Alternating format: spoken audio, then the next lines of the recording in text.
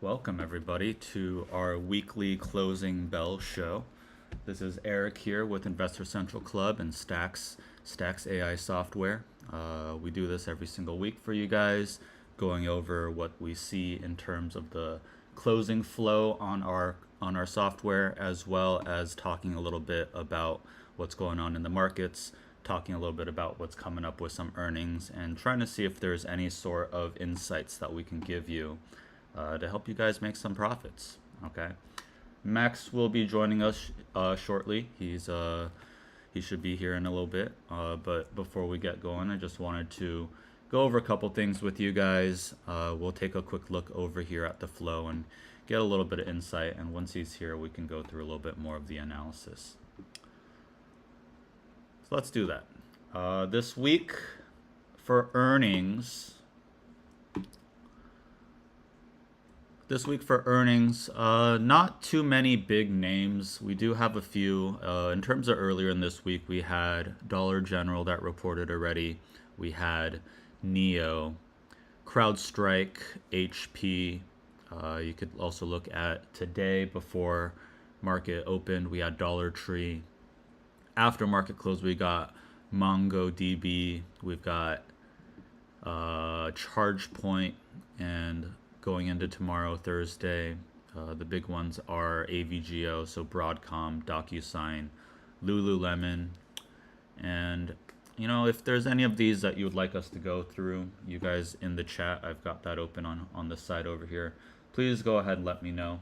If you're here watching, go ahead and comment stacks so I know that you guys are actively, you're here, you're listening, you participate a little bit. Let me know. Sometimes it feels like I'm just talking into the void, so it's good to know that we've got some viewers here and a crowd that's listening in addition to, I do want to point out for you guys, I had a couple people asking me, but in terms of our YouTube, go ahead and check out our playlists. We've got some stacks back tests. We've got one coming up very soon, but we've got this Stacks Essentials playlist for you guys, where we have 31 videos in here. Obviously, you don't have to go through everything, but we've got some interviews, we've got some how to use videos, we've got some stacks education for you guys that'll help you understand how to use the software a little bit better and understand what it is that we are seeing in terms of the flow. So go ahead and jump into those if you can. And as always, every single week we're going to be doing our live sessions here, getting you guys familiar with the software, but also understanding, how we've set things up so that we can take advantage of it.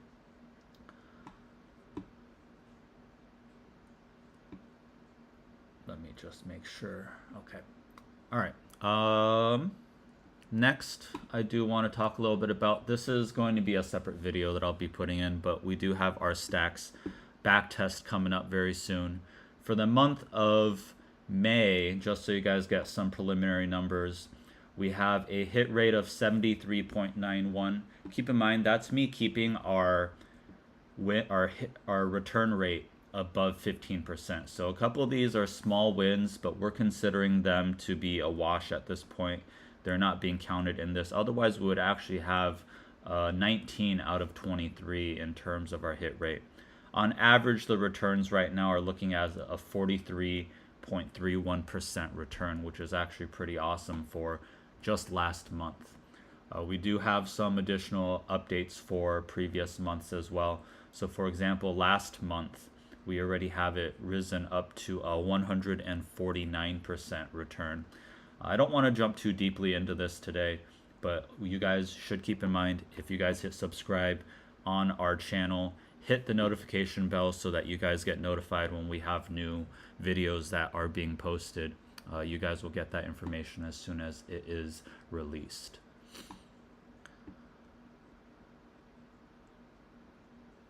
All right, let's jump into our software. I want to talk a little bit real quick about just what we see in terms of the flow. So we're going to scoot these things over a little bit for you guys. And I just want to talk about today. So we're going to go ahead and filter equals for today. And you'll see things kind of shift over a little bit. One of the big ones I want to point out here is Meta. We're seeing a lot of Meta calls come in. A lot of Meta calls, very few puts when you consider it just for today. SPY is fairly even, 13 mil to 16 mil in terms of calls to puts. So that's, not too big of a discrepancy. Tesla's fairly bullish as well, 21 to about 4 million there. QQQ fairly even. NVIDIA, just a little bit. Usually with NVIDIA, we'll see a lot more premium than this. So this is fairly insignificant in terms of bear or bull biases.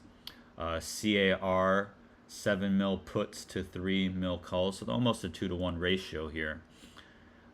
Important ones though. I like to always look for what we see in terms of 0 puts to calls.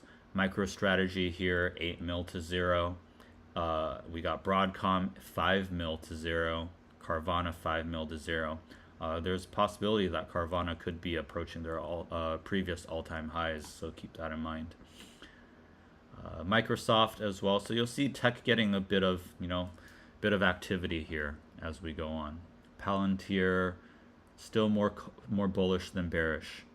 And what's important to do here too is we can go ahead and take a look at these, and we're going to go and compare in terms of throughout the week. So we're going to go here, go to our range. We're just going to go Monday through Wednesday today, hit apply, and get another quick peek over as to what's going on. So SPY is actually bearish in terms of it.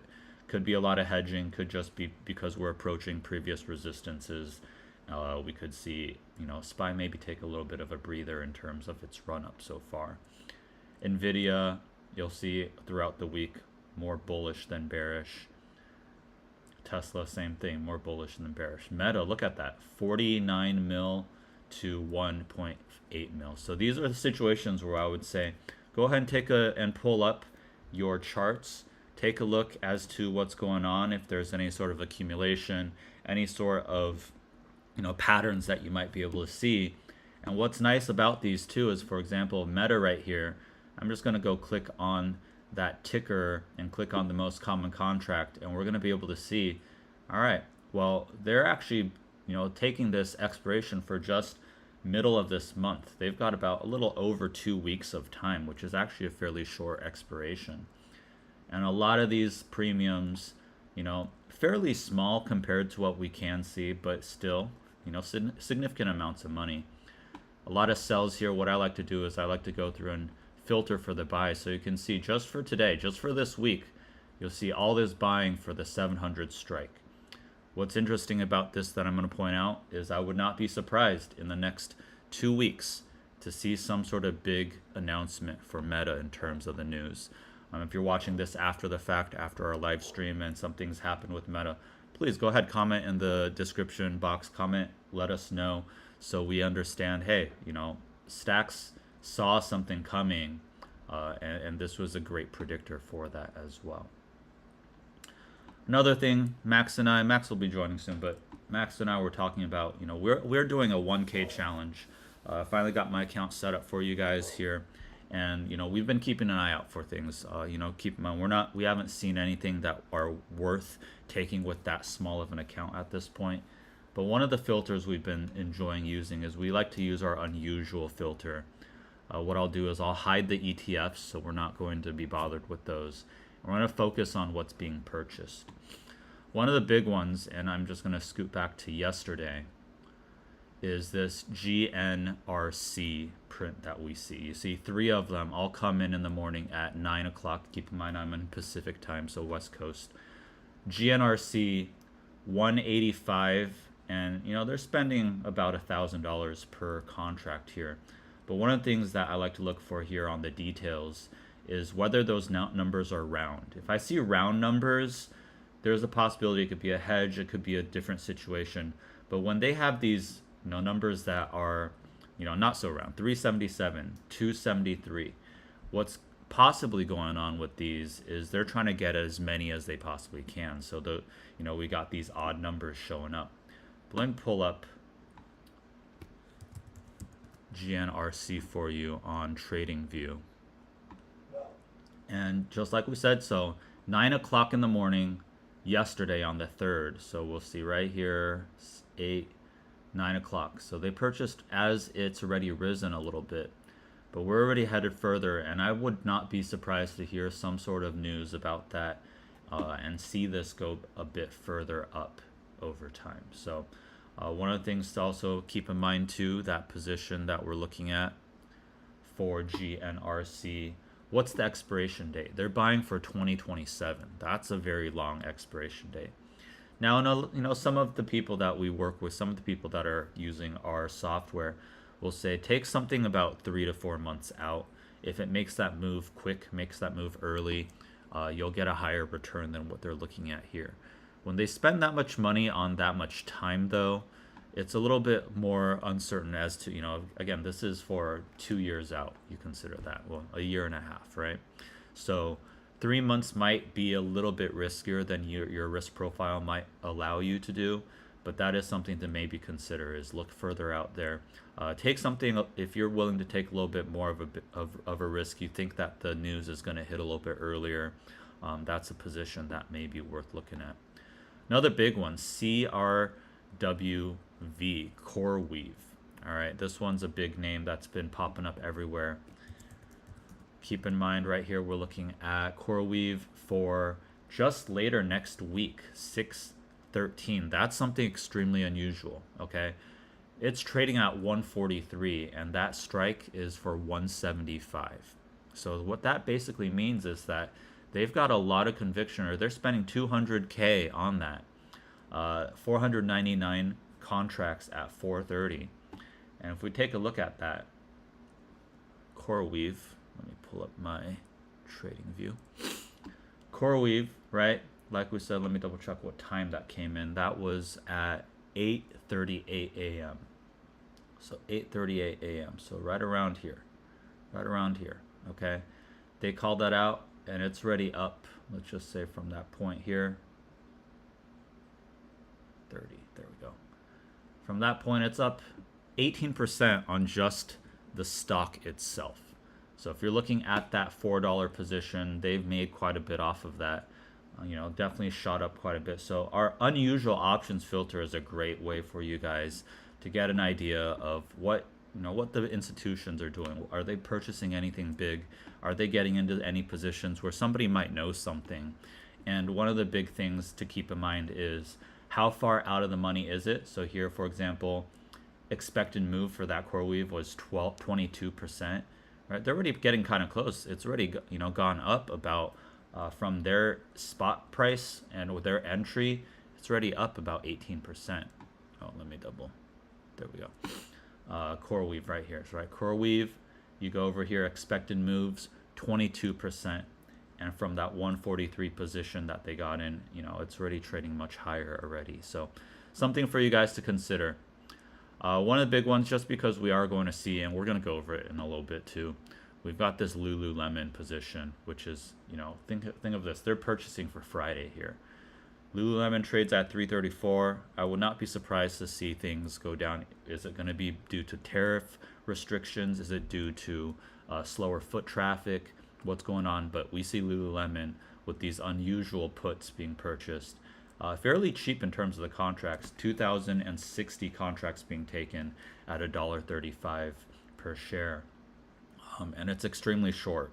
So another thing is here, this little hourglass that we've got shows that it's a short-term expiration and something that you should keep an eye out for, okay? All right. As we keep an eye out to see what's going on through the rest of today, is there anything that's showing up that we want to keep an eye out for? I like to go check for the buys. This K-view might be something interesting to look at. CORZ, we actually have a Stacks AI print of that, so there's possibility that may be headed up further. All right, a little block of K-view, right? Let me pull that up for you guys. Let's see if there's anything we see with that.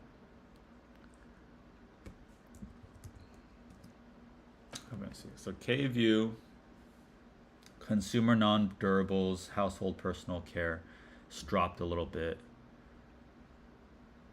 COC's consumers retailers phased by macroeconomic activity, down 7%. Let's see what it looks like on the big picture. So it could just mean that that news, even though it hit, we are in a little bit of a, I would even say just the most recent bit a little bit of support from that trend line. Obviously, that's not everything, but again, we could see it head back up from there if that's what they're looking at. Big picture, big picture. Ooh, okay. A little bit more of a accumulation type of situation we could be seeing. It's still fairly early in terms of this pattern, but we could be seeing it head up further. We've got this, some people call this a cup and handle type of situation. You could even consider it to be, it's not the prettiest, but it could be a bit of a, could be a little bit of like a head and shoulders, but again, those patterns only mean so much when you consider it. You want to understand, is there buying, is there volume? And in terms of the volume profile here, we do see a significant amount of purchasing in this range down here, and there's a little bit of lower volume that we just went through. So that could be a possibility. K-View could be a position that you might want to consider. And the ones that they've been purchasing here are for November of this year, 24 strike. In terms of the amount of money that they're spending, not the biggest amount of premiums, but those contracts are fairly cheap. I'll wait for Max though. It's a possibility we might consider those and keep an eye out on those for possibly entering it in our small account challenge, our 1K challenge.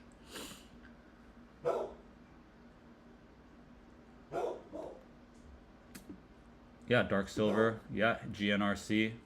That's one thing in the discords that I don't know if you're mentioning it in our stacks, our ICC discord, but we've got a lot of conversation going on that volume shell. Of course, let's talk about that real quick. On the left over here, it's called VRVP, volume profile. It allows to see the profile or the levels in which purchasing is happening, the buying and selling at the different levels. Volume in terms of the time frame is useful, but it's kind of hard to imagine, hard to understand what's exactly happening in terms of price levels. That's why I like to use our VRVP, volume range, visible range. So keep in mind, if I take parts of this off of the page, off of my chart, it's going to readjust because it's only everything that is visible on this profile. So keep that in mind. All right. Oh, sorry. Good call. You're not watching. There we go. Okay. Yeah, VRVP, volume, visible range, volume profile. It's just a regular indicator in here. Just one that's part of the technical profile, so you don't have to download anything. It's nothing special in terms of, it's just something that's offered through TradingView.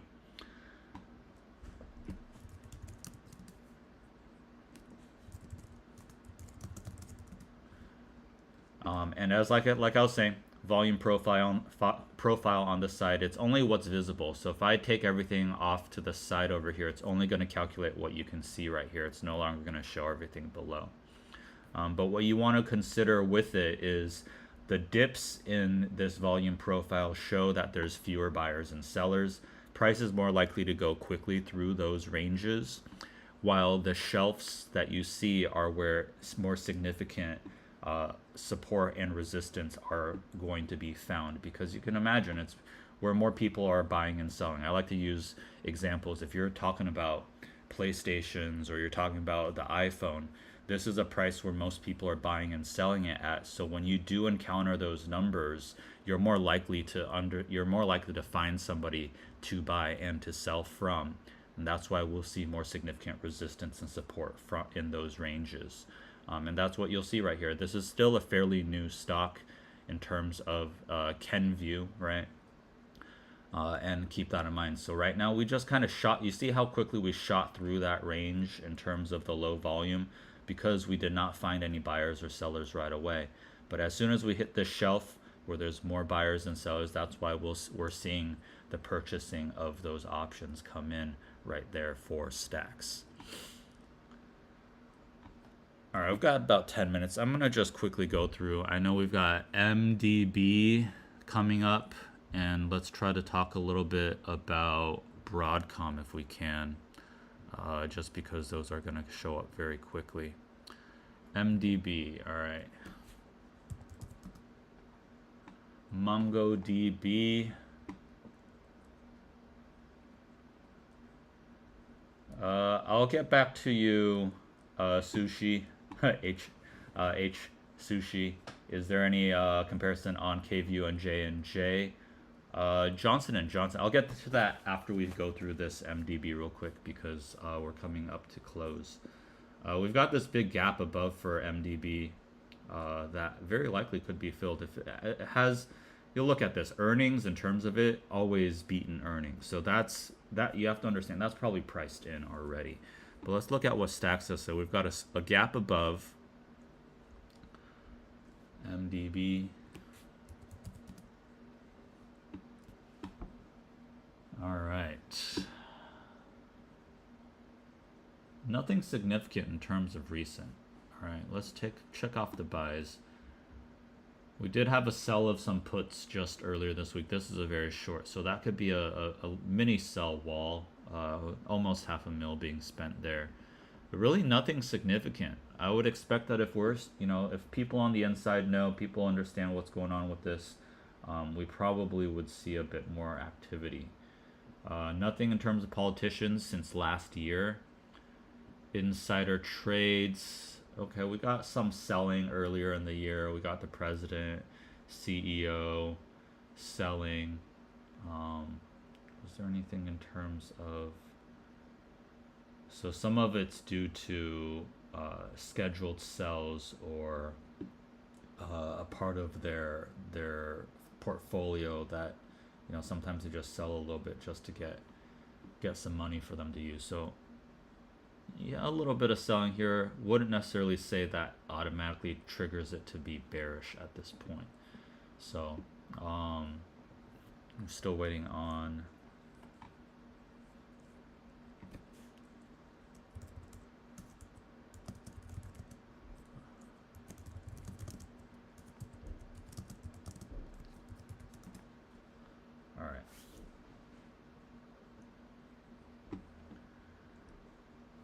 DKS, in terms of the stacks call out, you got to keep in mind they're going through an acquisition. That's going to take some time, right? And so one thing with the DKS, the Dick's Sporting Goods here, it was a print that came out after we saw, let me make sure this is showing. It was a print that came out after we heard about the acquisition rumors for Foot Locker, but they are purchasing for October, so they've got a bit of time. 2,000 contracts there, so we'll have to see. I would say Dick's is poised. I'm sure there's going to be more news about it as time goes on, so they're probably waiting for something like that to report and to let people know about how great of an acquisition Foot Locker can be. There was talk about how their focus here is due to the contracts that Foot Locker has with big companies like Nike. They're trying to tap into their footwear in terms of that. How do you know if they're still holding that position? What I like to do here is I like to go into, let me pull that up here. DKS, I've got the chart right here in terms of Google Finance. What you want to look at here is since that purchase, so here, that 21st is this huge bar right here, volume of 2,000, that's where you see them purchasing in. Are they still in it? Well, the volume here is only 889.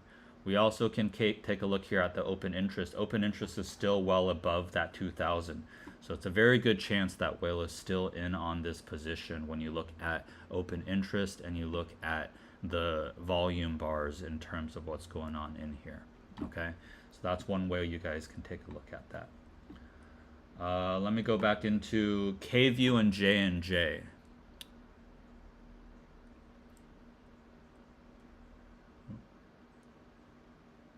So KView, right? We just saw that. Johnson & Johnson. The thing is, Johnson & Johnson's in the health sector, right? So when you look at KView, KView is a completely different sector. Consumer non-durables, household, personal. And I wouldn't necessarily compare them directly. But in terms of their charts, J&J is coming up. It's rounding downward a little bit. We're seeing quite a bit of selling in terms of this giant bar here when it dropped down low.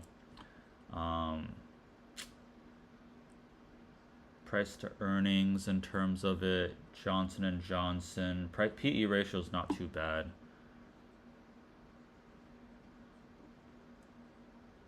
Their earnings is usually a beat. You see here, they don't have earnings up until July. You know, the question here is how they're going to do with new drugs that they release, and you know, whether or not they're able to get it approved as well. Oh, K-View is a split from J&J. Okay.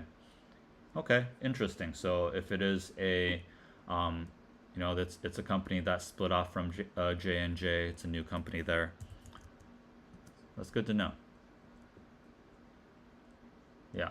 But the thing with K-View is it's still fairly new. As of right now, it does look like it's going through a bit of a Wyckoff accumulation. If it is a company that has roots with Johnson & Johnson, you can expect, you know, Johnson & Johnson's been around for quite some time. It's a strong company. You could expect this to maybe down the line be something that approaches these all-time highs and goes up higher. Very likely, just again, it's going through accumulation. People are purchasing, getting into the stock, trying to keep it low so they can accumulate and get as much as they possibly look like. So yeah, Johnson & Johnson does have this giant bull flag. You can, right, big picture, big bull flag right here. The thing that is a little bit worrisome is all this selling that happened once it came up to this top. So you can expect some major resistance down here. You could play this bouncing around here for a little bit. It's been going on for quite some time. I would not be surprised for it to see it dip down below this flag, take up some liquidity down in this lower range before it pops further up. But again, the company itself, you can understand, you know, strong company in terms of what it has to offer. Let's go into AVGO before we close off. So Broadcom, look, strong company, headed up further at this point. Had quite a few weeks of strong movement. Earnings expected to be right under $15 billion, solid estimates. I always point this out. I don't love it when their PE ratio here, look at that, 119, almost 120. So that means basically it takes that many multiples of their earnings on a year. It takes 120 years for you to make the, you know, for their earnings to match what their price is. So that's kind of ridiculous. But in terms of it, you know, it doesn't always have to make sense right away. Fundamentals are something that it can fall back and rely on in the long run. But at the end of the day, it, you know, the markets can act irrational longer than you can stay solvent, is kind of a saying that they have. But let's pop in here, AVGO.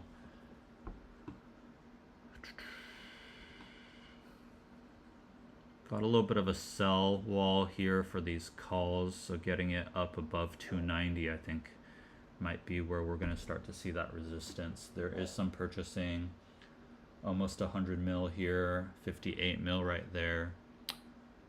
Filter for these buys. Somebody spent 4 mil on calls. That's what I would say. 4 mils on calls, 270. That could be an indicator right there. The puts here, well, that's far out. 160 for March of next year. And puts for this.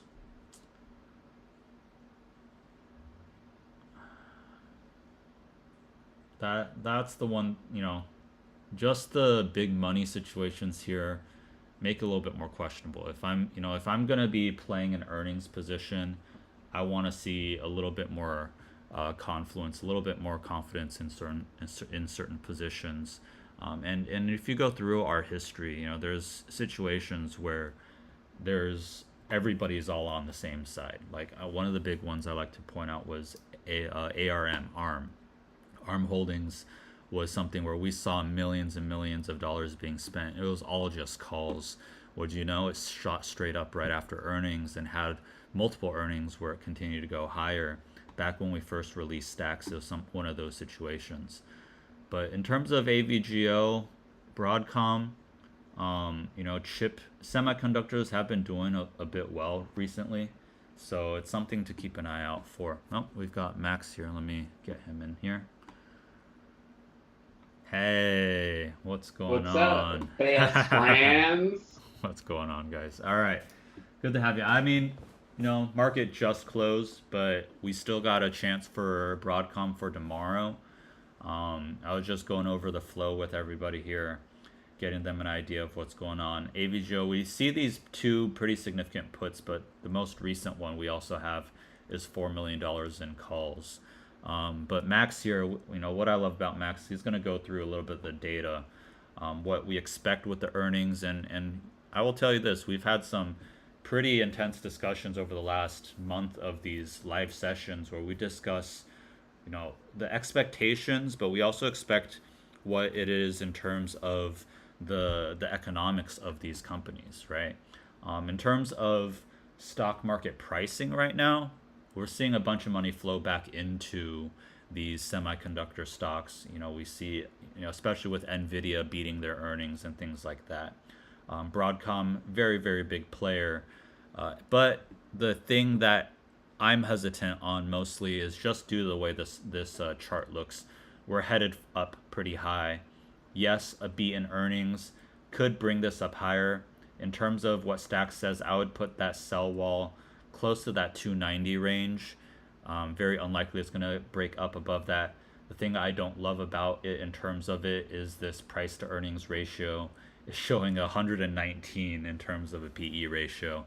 So, they've got to beat their earnings. They've really got to show, hey, we got more money coming in, lower that PE ratio type of thing, or ultimately we've got some new, is it acquisitions? Is it something in terms of new partnerships that we have that's going to bring in more revenue? Because again, it's a $15 billion estimated revenue. This company is market capitalization is $1.223 trillion. So in order for it to, make more money, these numbers got to be big, okay? And another thing to keep in mind too, with Nvidia already reporting, and keep in mind, Nvidia reported back over here, that's already been pushing this price up more. So it could be one of those situations where you might actually want to be selling the news. Buy the rumor, sell the news. We could see a little bit more of a push up right before we see, we hear about earnings tomorrow after close. But what I would say is it's one of those situations. Keep an eye on what the IV has to say. There's a possibility if price doesn't really go in either direction, those calls and those puts both will get burned. So, in terms of the economics front, as much as you guys love to hear all about that kind of stuff, one big thing about Broadcom that you need to understand is what do they actually do? Broadcom is kind of like what Cisco Systems was back when telecom was a big thing, right? But think of Broadcom as Cisco for AI. Now, people go, how do you know that? Well, the reason why is because Broadcom is responsible for creating and producing and making, let's say, you remember when you get 5G service versus 4G or edge service? Broadcom's responsible for that at the end of the day. They are the ones who are allowing you to have worldwide nation coverage because they build cell towers. Now, if we think about the logical steps in artificial intelligence, if anyone ever watched Westworld, you would know that it goes from artificial intelligence to smart cities that are run by data centers. Now, what is crucial to data centers? Points of contact so it can remain intact. What is the important part of a smart city? Data. What is going to be important? Data centers. So therefore, Broadcom is going to be a key factor in our future of AI when it comes to supercomputers, smart cities, think about it like this: infrastructure. Infrastructure is going to be their bread and butter because those are the areas where AI is heavily lacking currently. So without the infrastructure portion of this, there is no scaling and building out AI, because the next logical step for AI are smart cities and quantum computing. And you need data centers, you need towers, you need infrastructure built to support that. And that is where Broadcom is going to come into play. Now, again, as Eric mentioned, we're expecting about 14.97 billion in revenue, a 20% year over year increase. That's fairly aggressive, especially in this space. For EPS, we're expecting about $1.57, which is up 40% from the prior year quarter. Now, for AI revenue, again, AI is going to be that bread, butter, and biscuits for them, you know? It's going to be the biscuit to your chicken strip meal at Popeyes. We're expecting 4.42 billion, reflecting a 42% annual growth, driven by demand for, what did I just say? Custom AI chips and networking solutions, baby. Tell me I'm wrong about my prediction. You can say I'm a bad trader, but I'm never wrong about my predictions, folks. Now, another thing here. We have a skeleton coming out of the closet. Who here is familiar with VMware? Nobody. I know it. So, VMware was a cybersecurity, in a sense, company that EMC and Dell Computers bought at a certain point. Now, they created an integration with VMware. VMware is kind of like Salesforce when it comes to cybersecurity and networking and that kind of stuff. And here is the key thing. They are expected to contribute about $6.5 billion to their Q2 revenue, enhancing software margins through a shift to subscription models. Again, it's that 18-month rule. I know that I come on here and kind of like preach the same message over and over again, but part of the reason why is because that message doesn't miss. I'm sorry, but it doesn't. If you are looking at a new acquisition, you're looking at a minimum runway of 12 to 18 months. I've worked in tech for over a decade. That's why I have these kinds of insights, because I've gone public with 2 companies. I've been acquired by 3 different companies at startups. So I kind of understand like what it actually goes into. So with Broadcom, again, we're up 30% in the past month, also hitting an all-time high. The options market is suggesting a 6.5% move up or down. And this is, again, that volatility that Eric was talking about. And from our valuation, it's currently trading 30 times forward earnings. So it has a 30x, what is it? PE? Yeah.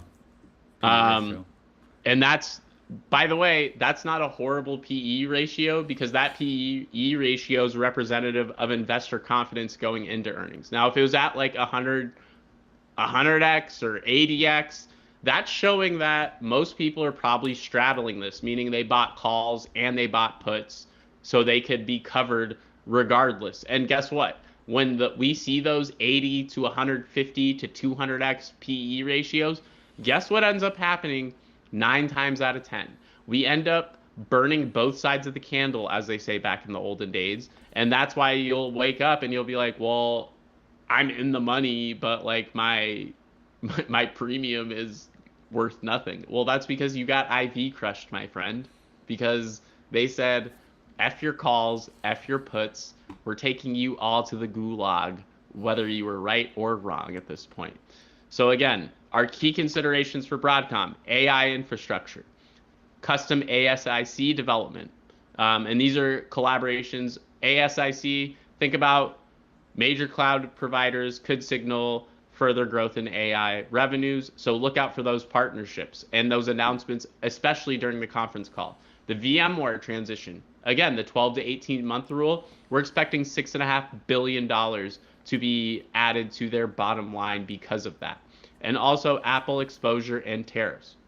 Now, if you remember, Broadcom and Apple partnered together. Broadcom showed Apple how to create the M series chips.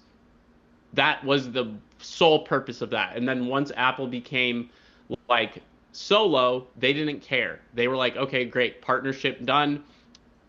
Earlier last year in about November, I reported on Broadcom and Apple reigniting their partnership.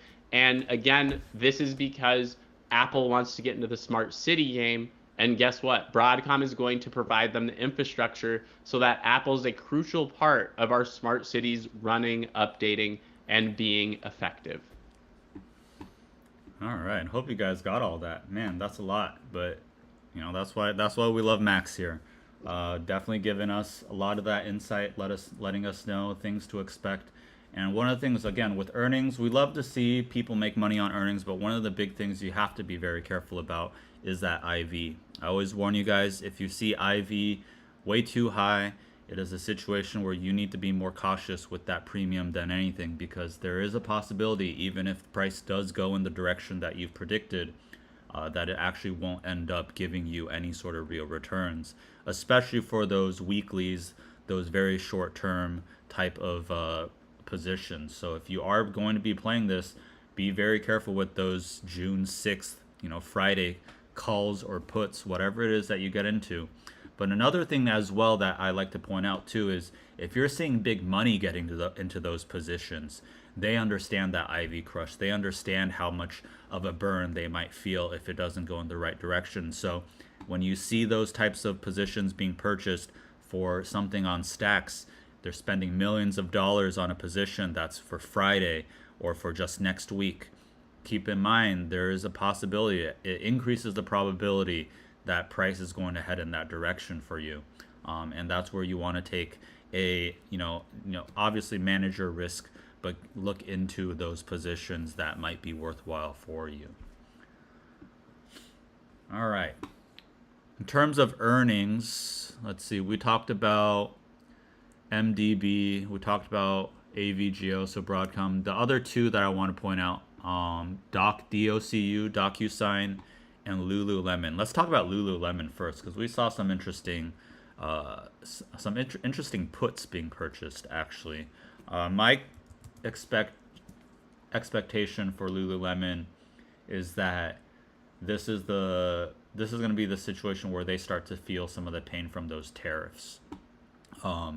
Maybe they haven't really reported on them just yet. PE ratio is fairly low, 22, but still, again, that could be insignificant. We'll see how much of a hurt those tariffs really would have brought onto them. They are in this situation where I will tell you this chart up here, as much as you might want to call it a flag or anything like that, has more of a bearish look to it. We've got this head and shoulders inverted looking down.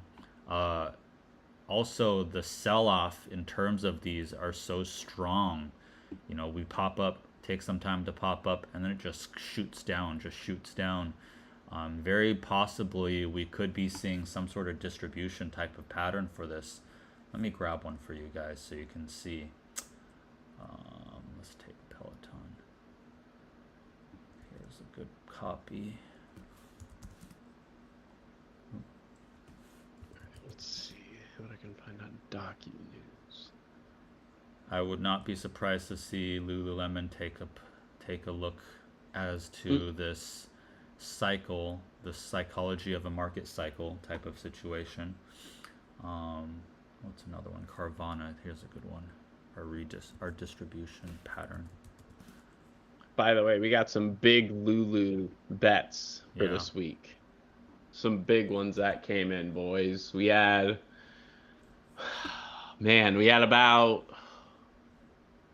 2.5 million on back-to-back weekly puts for the 325 and the 285 puts due this week. We had 2.26 million thrown on the 325, and then I'm assuming, because this was a multi-leg cross, so it's probably a part of the same order, we had another 278,000 deployed on the 285 puts as well.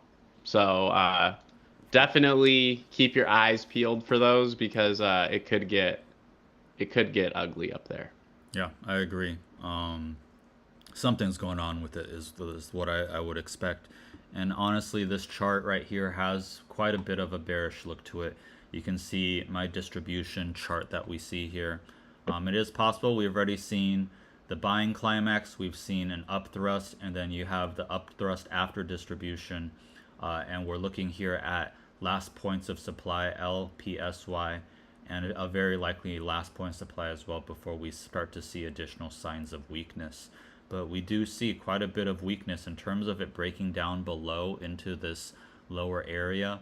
I would just say we've also got this little bit of a gap down below here at this two under 300, so 296 or so. So So are you definitely, saying yeah. those 285s are validated? No, I definitely I agree with those I know. positions, right? I'm just saying I think that's crazy that it's at 335 right now, and like the fact that this thing is moving so horribly that there's a gap below to like 290 that it could very much fill, by the way. Mm-hmm. From what we've seen with this earnings season, I'm not putting it past that whatsoever in terms of it absolutely tanking, especially with consumer spending being massively down. And let's be honest, that's probably going to be one of their biggest categories Yeah. is consumer spending, money spent by consumers. And guess what? Consumers are broker than broke, not even food stamps broke at this point. And another thing I remember seeing is once the tariffs were announced, there was kind of a hit on Lululemon as well. There's a lot of the talk about how you can get the same type of things from these Chinese warehouses and manufacturers, and how they're upcharging us. Obviously, they targeted some of the luxury bags and things like that. But if you were Yeah. on TikTok or Instagram or any social media, really, there was quite a bit of talk of how, hey, you guys can hit up these companies, hit up these manufacturers from China, and we'll ship you those things directly. Whether it has that logo on it or not, it's the same materials, things like that. And I Hmm. remember hearing something of like, yeah, you can purchase it for $100 from Lululemon, but if you purchase it from this factory here, or XYZ here, we'll send it to you, and it's only going to cost you $9 per item, type of thing. So I would not be surprised to see that finally take its toll, because again, we did have the giant sell-off earlier this year with all that news, but you know, it takes a little bit of time for these things to hit their bottom line, and I think that's going to be possibly projected in terms of this earnings report. And we Well, what's just, funny, yeah, go ahead. what's funny, I was gonna say, so what's funny is talking about that sell-off, right? So you look back at like if you look at the hour chart and then kind of scale out back to March 27th, it almost filled that gap, that sell-off gap. Because it looks like that sell-off gap is around like 340-ish, I want Yep. to say. Yep. So it's almost filling that gap. And that was a major sell-off point. So if anything, I would look, and this is kind of how I've been playing a lot of my levels as of recent, and why the unusual options have been, I guess, straining my eyes a little more than usual, is these unusual options plays that we're seeing are typically gap fills within $5 to $10 of wherever that gap exists. So with Lulu, it filled that gap. So we may be, to Eric's point, if you were on TikTok at all, as soon as those tariffs got announced, all the Chinese manufacturers came out and they're like, "Oh, you want Lululemon? Let's break down how much our factory charges and makes this stuff for, and you can buy it with no minimum quantity, with no MQs." So, and mind you, like a Birkin bag, I think they showed it was only 4 grand when it was all said and done. But like Birkin charges like 40, 50,000, Yep. and you can buy a authentic Birkin without the tags basically and the QR code for around $4,000. So Lululemon, they're very much in that same position. I would say another good stock to look at in relation to this would be LVMH, Louis Vuitton, just because that's another luxury brand that, well, quite frankly, got exposed. I don't know if they've had earnings yet, but anything that's in that import area, that's in that, hey, you're paying probably 50 times more than what it's valued at in terms of price. It's more than a great stock to look at because, yeah, look at LVMH. big sell off as soon as all that bullshit started coming out about tariffs and people overpaying for essentially cow leather that was coming from Vietnam and Singapore and not even coming from Italy. The only thing that was happening in Italy was they were putting the tags, they were putting the QR code, and maybe a little bit of stitching here and there. But in terms of the materials, all Chinese manufactured, all Vietnamese manufactured, all Singaporean manufactured. Like, it's not coming from Italy, folks. So these people are taking hits. Anything in the luxury space right now, you're getting kicked in the balls. It's gap filling, but it's also kicking you down each time that it can get, or when there's new news that's coming out about these issues. So I see more downside in this luxury space, 110%. Let's see. Maybe,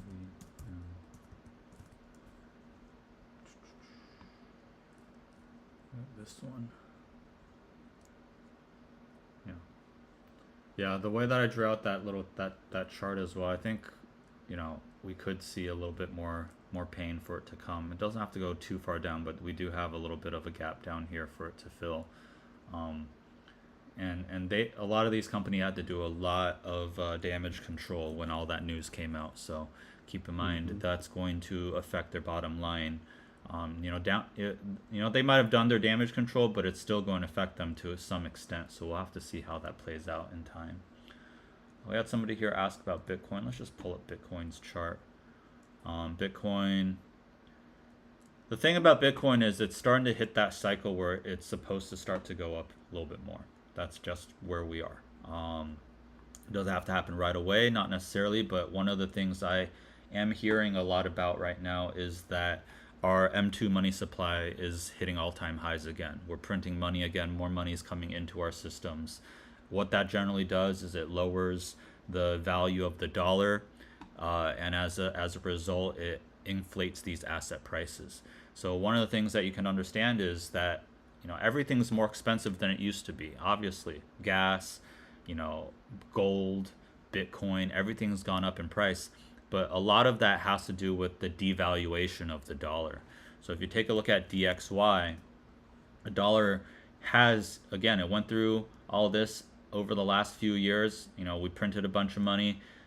Dollar went up real high, but the issue with that is that it's very hard for it makes it where the dollar being valuable is it's great for importing. It's not great for exporting. So it's going to be a situation for example, if you went and traveled during this time when the dollar was all the way up here, dude, you were getting great deals going overseas.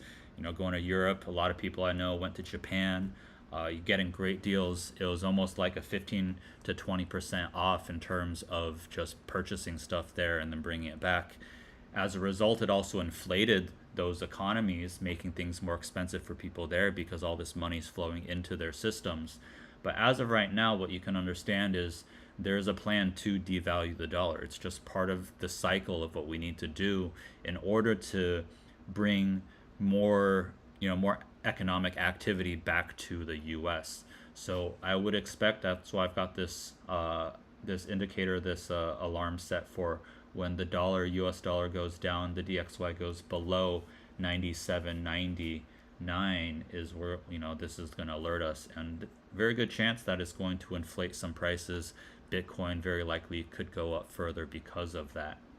But one of the things with Bitcoin is, we're starting to see more mainstream adoption of Bitcoin. It's still not quite there, but it's a situation where you can understand it very likely could down the line inflate it to higher levels. You see a lot of these cycle charts of Bitcoin with it now targeting hundreds of thousands of dollars. But again, there still needs to be a buyer of those on the other side. So obviously, it's a very high risk asset. Um, Whether or not it is deployed to really decentralize things as well. Just be careful with your positioning on that. Obviously, I hear a lot of people that say, "Oh, I should put my life savings into it." No, you got to make sure you still can live. Got to make sure you can still afford your groceries and the rent and the roof over your head. But understand that it is a situation to to consider that if the dollar does really get devalued like that, it will push these asset prices higher. Popcat, what is Popcat? As of June 4th, 2025, Popcat, a Solana-based meme coin, is trading at approximately 35 cents. Yeah. Hold on, it's still pulling. I Oh, think it's a meme. I think it's a meme coin. Anna, is that a Solana meme coin you're asking about? Go ahead and let us know in the chat. I want to just make sure that we're pulling up the right thing, or if you're, yeah, it looks like a yeah, Solana thing. yeah, it's down 13%, 351 mil market cap. I There's, wish I could give you insights on this, but you got to keep in mind a lot of these things they're really just gambling at this point. yeah.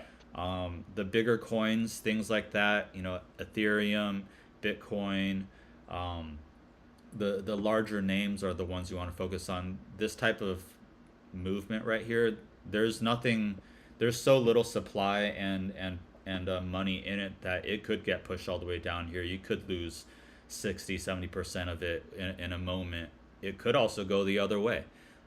It's very hard to tell what exactly is going to go on. There's because a lot of times with these, there's some sort of incentive behind it. The people who are actually putting it together either are trying to pump and dump. There's fewer regulations in terms of it, so it's less likely that they're going to get in trouble, type of thing. So I would just say be careful. It looks like it went through accumulation. Looks like it went through a re-accumulation up here. This could be a distribution, could be something that heads up further, but it has more of a downward look to it to come down toward this 25-cent range and things like that. But again, I would stay away from this kind of stuff if I were you. Yeah. Okay. The only last one I had was DocuSign. We gotta take a peek over at technology services. Oh, okay. All right. Well, remember the charts I've shown you of like uh, Peloton? Here, let me pull up Peloton real quick. Look at Peloton's chart. Look, dude, it was almost exactly the same, right? This Psychology of Wall Street, pump and dump. Okay, let's go to DocuSign. Basically the same thing. But I will point out they've been showing some strong earnings. They've been beating their earnings expectations. This could be another accumulation zone that we're talking about here. We have the lower ends where it's being purchased. You see these volume bars down low, pushing it higher. It's now out of that range. So let me put this in here. By the way, fun fact, if you took Peloton with me when I called it out on the 20th of last month, you are currently up 173%. We went from $41 a contract and we're sitting currently at $1.12 per contract, and we saw a peak of $1.38 per contract. So this is one of those things where DocuSign could very well be positioned in the same spot where like these Peloton calls at one point were only up 30%. Like this last week, by the way. Like they were up 30%. And today, to give you perspective, today's low was $54 and our high currently is $1.15. So these aren't things where it pops and drops and it's worth nothing. It is something that it might pop and drop off, but you're still going to be up 30%. And if you hold and they deliver on their numbers, well, guess what? You might see that 170, 200% return on your position by just being patient. And that's what it really boils down to, especially with these smaller type plays. DocuSign, as big as they are in the tech sector, they are a small player in the tech world. Like they are they're almost a necessary evil. It's like car insurance in a no-fault insurance state. You don't need it. Like, you need DocuSign at the end of the day. Want to know why? Because if you want to get a contract signed, you want to do business to business, you need them so they can generate those contracts for you and make sure that you're legally compliant. Is it sexy? Is it fun? No, it's boring and ugly, and it's shit our parents invest into. But it's an absolute necessity for all of these other whales that we're tracking when it comes to their operational processes. So as long as those companies are still doing well, guess what? DocuSign's doing well because they're still signing clients up. They still have volume coming through. They still have upsells. They still have all this other stuff. Um, Again, customer growth is going to be a key factor for these guys. Intelligent agreement management. They have an IAM platform, which is gaining traction with expectations to contribute a low double-digit percentage to total subscription revenue. And guess what? It fits right into our narrative of 12 to 18 months because it's not looking for impact until fiscal 2026. So that means we won't really hear about IAM until December of 25, coming up this year, by the way. So again, it's just understand the industries you are investing in and then understand how what they're doing currently is affecting the landscape of the next year. If you can do that and you can pair those things together, then it makes not only finding options contracts into earnings that much easier, but it also will give you that extra confirmation of like, hey, I kind of have this half-baked thesis and I think this could be the end result of it. Because if that's the case, guess what? You're gonna it's it's the big short all over again. It's like those guys who would bet small on big outcomes, and if they lost small, but if they were right big. DocuSign is exactly within that sector. It's the same thing as CoreWeave and all these other companies that are popping up right now. Yeah. And I definitely want to say, like, there's a possibility that you might see this come back down toward the $80 range. Mm-hmm. But big picture, if you're willing to buy this and hold on to it for at least 3 years, I would not be surprised to see it trading above $110 in due time. It's at 93 right now, but this is the type of company where we are seeing this type of accumulation zone. We are seeing this type of movement. And just so you guys understand too, you know, my Wyckoff charts are all over our Discord. You guys can go look back on it. Mm-hmm. But one of the ones I did also predict was also Palantir, where you can see my Wyckoff chart all the way in the bottom here, and we're seeing those signs of strength for it to go up further. And you know, another one I just pulled up here just to copy that chart or copy the Wyckoff image from was this one, Affirm. Affirm's going through a very similar thing with DocuSign as well. We've got this accumulation, this blue box that I've drawn right here. We come up, shoot up above it. That shows strength, shows that there is willing to buy and willing for the price to go up further. Dip back down into it, shot right back out. So right now we're in this higher range of it, called, right, this sign of strength, and it's this last bit of consolidation before we end up pushing it higher. So there's a good chance with this Wyckoff accumulation that we'll see DocuSign in due time head up further. But I want to give you guys the warning, it does not have to happen with this earnings. Yes, with it being positioned here, there is a possibility we could see this happen right after this earnings. But that's one of the warnings we got to give you guys is down the line, yes, longer term, if you're willing to get into some equity, some shares of this, this is something that I definitely would say we'll see it headed up further, especially with the company doing so well, you know, continuing to do so well and things like that. Okay. And so, you know, will there be a narrative? Will there be a push for it to go higher? Yes, doesn't have to happen with this earnings. Could be next or the one after. Could be later in 2026 for all we know. You could see this chop around here for a little bit, create some sort of consolidation pattern. But the way that the chart looks, like Roaring Kitty says, I like the stock. I like the way it looks. All right, so something to consider. And also too, this PE ratio being at a 17 shows that if they continue to make money, this is actually, when PE ratios are in that 10 to 20 range, those are great. You historically, that's actually a great time for you to be purchasing and for you to be considering getting into those positions. It's when it's in those, 50 plus, like we just saw with Broadcom. I think it was 120. Those ones you got to be a little bit more cautious with. Obviously, it means that investor sentiment is expecting it to continue to make money, and the outlook and the future guidance of it is strong. But at the end of the day, fundamentals are, eventually going to take over to some extent. Whether the company needs to create more revenue, needs to bring in more money, or that price of the stock is going to eventually relax back down.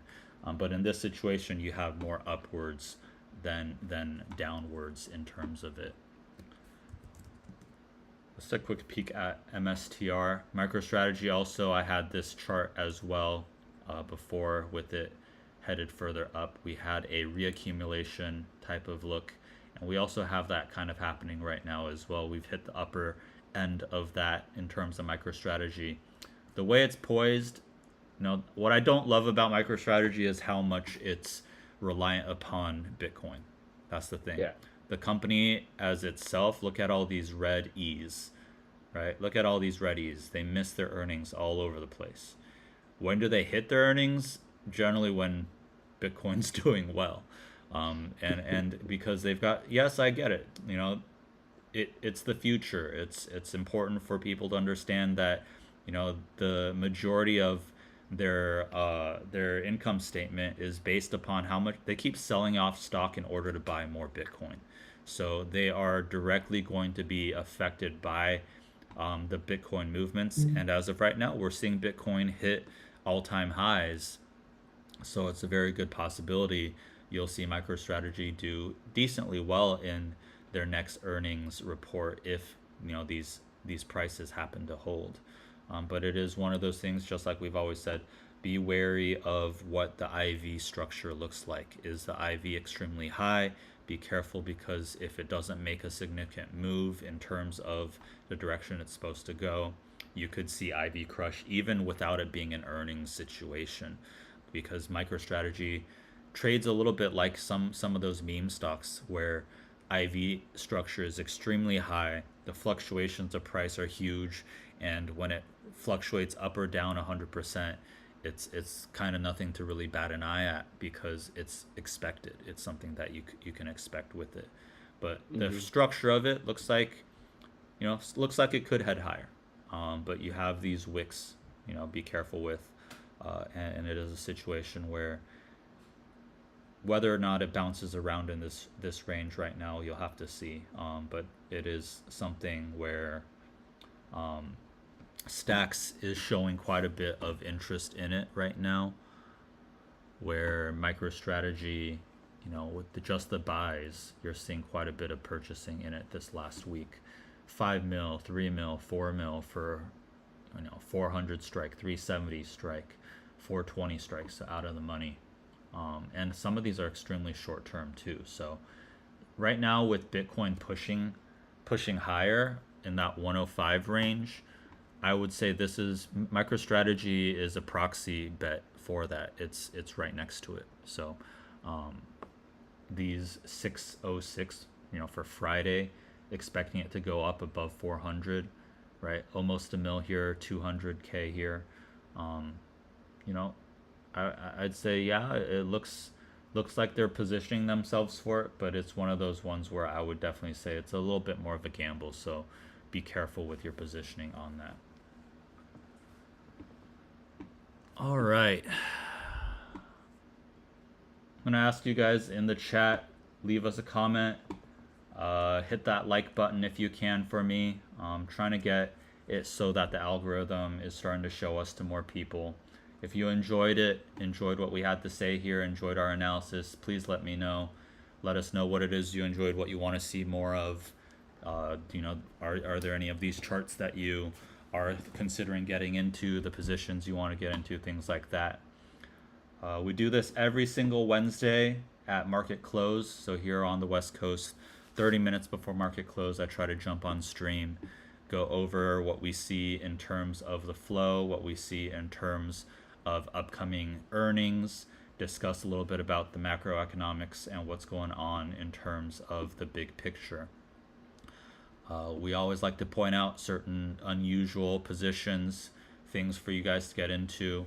Max and I have been discussing and are looking into possible, our 1K challenge that we're setting up. We've already got set up. We're just looking for the right type of position to alert you guys about.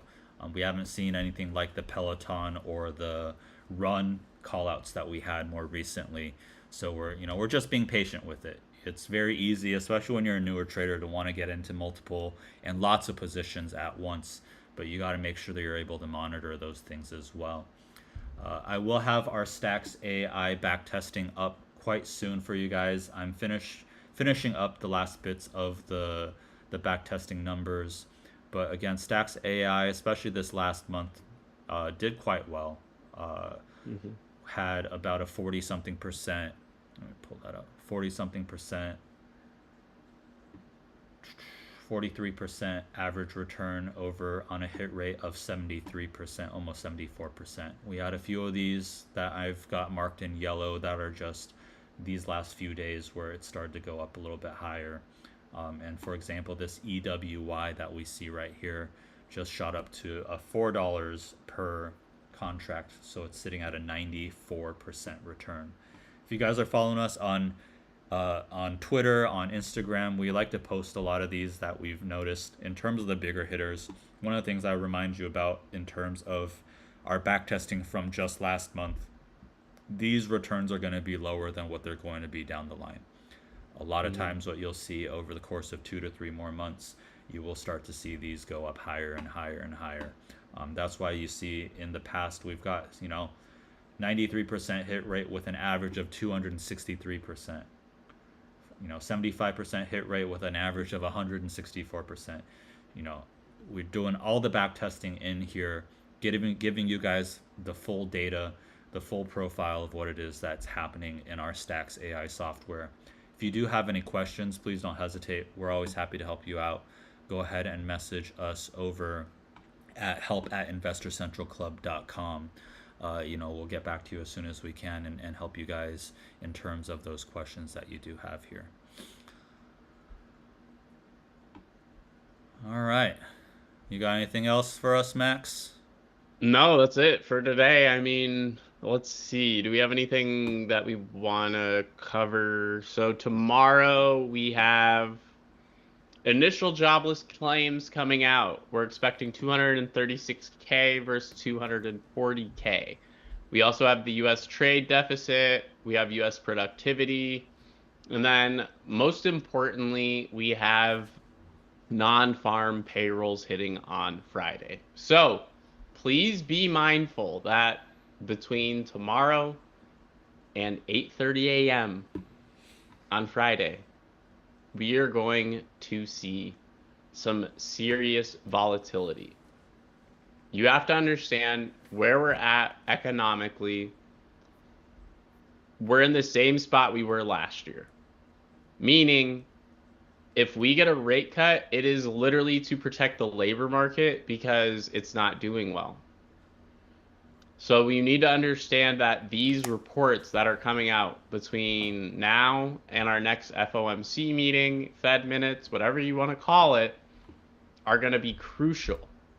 And the last thing we have on June 6th, by the way, is consumer credit. That plays directly into consumer sentiment reports.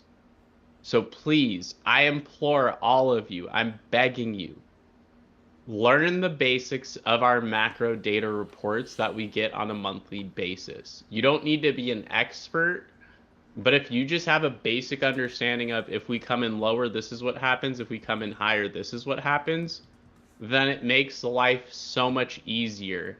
And it's something that we even provide to you in Investor Central Club. So you can have it open on your phone. You can have it open on your computer as a secondary screen. And as soon as that number gets released, you'll be able to see it. And guess what? 9 times out of 10, whatever is affecting that industry, we'll see an influx and a bias in options flow towards whatever that result may be, whether it's long-term hedges, whether it's short-term puts, whatever you want to call it, we're going to be able to see that directly. So please, please, please, that's why I put out so much macro shorts and that kind of stuff covering that kind of data. So if you don't feel like reading a 5-minute article, you can watch me talk shit for 30 seconds. Like, it doesn't matter. I'm giving you the same information just in a fun way. So please, please, please make sure you're watching this macro data coming up until September, essentially, because that's when the first rate cut has the most bets on it. Another thing to use, CME Fed Watch tool. If you ever want to know what are investors feeling about rate cuts, CME will tell you exactly what that poll looks like. They run it, I want to say like every couple days, if not once a week. So that'll give you kind of your best idea of when a rate cut is expected. But outside of that, guys, like just be safe, be careful, run tight stops. If you're new, don't feel like you need to make 1,000% or $1,000 off one trade. Like com the greatest things in options contract and growing your profile is time. The more time you give yourself, the bigger your gains will be. And that's just the reality of it. Because if you make $25 a day, you just made $250 in 10 days. Yep. And that's off of not really risking much if you're trying to only make $25 a day, if we're being honest here. So keep it small, keep it simple, find stuff you're interested in trading. I see a lot of people in our Discord ask, like, I just got started with the software. What do you think is like the best thing? I always tell people, like, invest in stuff you're actually interested in. Like, you like shoes? Go invest in Nike. Is it a stupid stock sometimes? Yeah, but like if you're into the shoe market and you're into like hot shoes that are coming out, guess what? If Nike doesn't have cool stuff coming out, their earnings report probably isn't going to do that great. Their stock probably might isn't going to do that great. So find the sectors, industries, products you're interested in, find stocks that correlate with that, and just follow it and see if your theses play out. Because, like, you want to know how I find most of the stuff I find? It's off half-baked theses that I thought of the night before, and I was like, okay, let's see if options flow correlates to this, and let me do some more research on articles. But that half-baked thesis sometimes comes.